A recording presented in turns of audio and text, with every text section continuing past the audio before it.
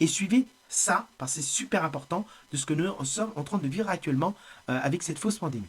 Donc la première réponse est d'ouvrir le museau pour faire manger le chat par la force. Cette réponse est fausse car le consentement du chat est manquant.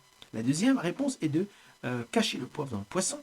C'est également faux car le chat crachera le poisson quand il découvrira le poivre.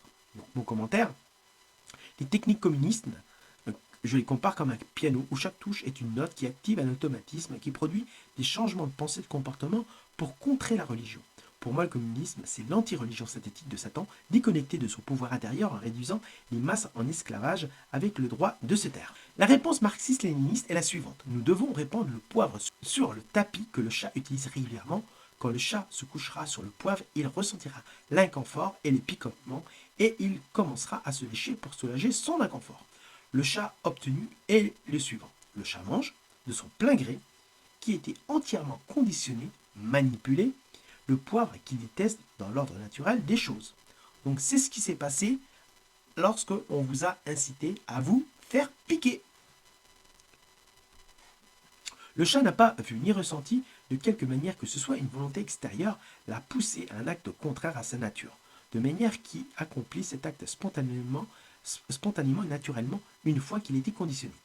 Cet exemple est profondément significatif. Le fait que ce référent à l'animal s'inscrit dans les moules, puisque l'action psychologique du communisme introduit une nouvelle logique de comportement au niveau des circuits nerveux. Donc une fois qu'il était conditionné, un catholique s'opposera au pape, aux évêques, à l'unité d'église à cause de son catholicisme. Les citoyens s'opposeront au bien commun de leur pays au sens de la citoyenneté. Donc là, je fais un petit aparté dans mon commentaire. C'est en relation à le faux indépendantisme catalan de 2018, géré par des sionistes et des francs-maçons. Pour que vous le sachiez. Donc les militants syndicalistes s'opposeront aux mesures de réforme, de progrès à cause de son désir de progrès social.